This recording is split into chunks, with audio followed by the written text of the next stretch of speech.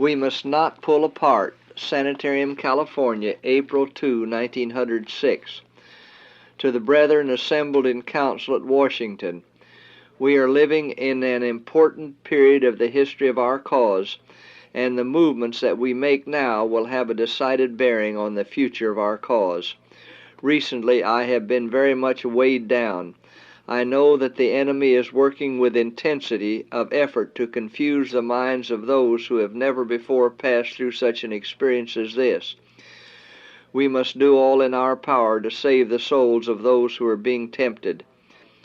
It has been presented to me that our ministers would be blessed in showing much more interest than they do in those who are in need of a helping hand.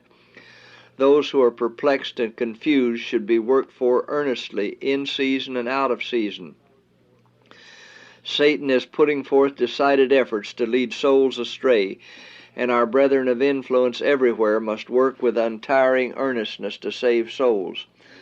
I greatly desire that every move that is made shall be in accordance with Christ's prayer recorded in the 17th chapter of John. We must not pull apart, for this is not pleasing to God. I was instructed to say to Brethren Magan and Sutherland, do not lose your hold on God. The Lord has witnessed to the good work done by you at Berrien Springs because you tried to follow out the instruction given you. The stand you took in Carroll House, Tacoma Park, was witnessed by the angels of God. Your confessions covered the things that were brought to your mind, and the Lord blessed you. Since that time I have had an increased confidence in you, and I want to say to you, my brethren, do not fail or be discouraged. I have confidence in you both, and I feel sure that the Lord will bless your efforts. Brethren Sutherland and Magan are not to be held in a position of uncertainty. This some are doing, but it is displeasing to the Lord. Will those who are so suspicious pray together and encourage faith in one another? We have not a man to spare. We need 50 workers where there is one. The Lord is coming in judgment to those who are not in the truth, is to go forth with the message. I must urge our brethren not to appear indifferent, not to leave the tempted ones to become the sport of the enemy's temptations. We must watch for souls as they that must give an account. We must do all we can to prevent Satan from sowing his seeds in minds. Let the leading men in the General Conference and the presidents of our state conferences go to those who have been under temptation and try to help them. Talk with Brethren Paulson and Sadler and help them to press the battle to the gates. Talk with them alone and do all in your power to disabuse their minds. We see with what determined effort Satan is working, and we are to labor with heart and mind and soul and strength to win others to Christ. I wish you fully to appreciate the words that Christ spoke to help the indifferent and the deceived. Do not too readily give up your brethren and friends. Watch therefore, for ye know not what hour your Lord doth come.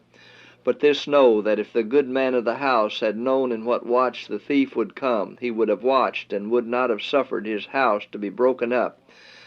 Therefore be ye also ready, for in such an hour as ye think not, the Son of Man cometh.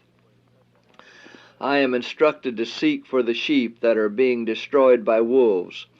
Let us not be oversensitive regarding the representations of hatred made by others. Christ was mocked and insulted.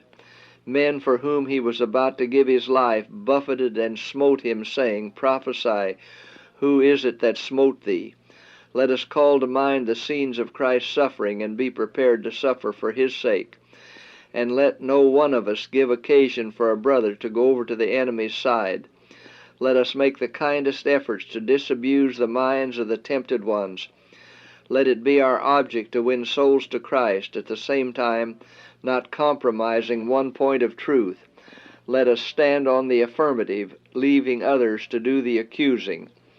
It has been decidedly presented to me that you are to seek to help Brethren Paulson, Sadler, Hayward, Morse, Reed, and Riley, and others associated with them, with your hearts softened and subdued by the grace of Christ. As you do this, the blessing of God will come to you. Signed, Ellen G. White.